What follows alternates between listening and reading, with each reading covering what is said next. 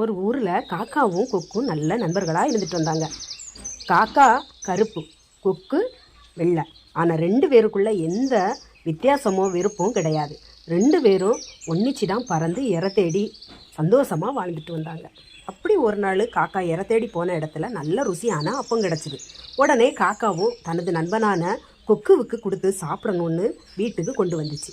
வீட்டுக்கு கொண்டு வந்த காக்காவும் கொக்கு கிட்ட, வா நம்ம 2 பேரும் சேர்ந்து சாப்பிடலாம்னு சொல்லிச்சு.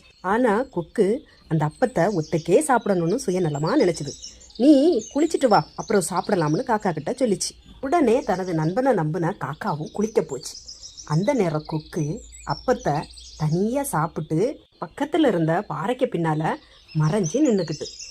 குளிச்சுட்டு வந்த காக்காவும் வந்து பார்த்தபோது அங்கே அப்பமும் இல்லை, கொக்கும் இல்லை. உடனே தனது நண்பனை தேடி ஓடிச்சு. தேடிக்கிட்டே போகும்போது பாறை பக்கத்தில் தனது நண்பனான கொக்கு மறைஞ்சு நிற்கதை பார்த்துச்சு.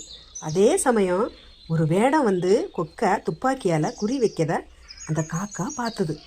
உடனே அந்த காக்கா தனது நண்பனை காப்பாற்றுறதுக்கு வேண்டி கத்திக்கிட்டு பறந்து போய் துப்பாக்கியை தட்டி விட்டு கொக்கை காப்பாற்றுச்சு. உடனே கொக்கும் தனது நண்பனான காக்காவுக்கு நன்றி சொல்லிச்சு. தன்னோட தவறை புரிஞ்சு சுயநலத்துக்கு வருத்தப்பட்டு உண்மையான நட்பு எவ்வளவு பெரியதுன்னு கொக்கு அன்னைக்கு உணர்ந்துச்சு.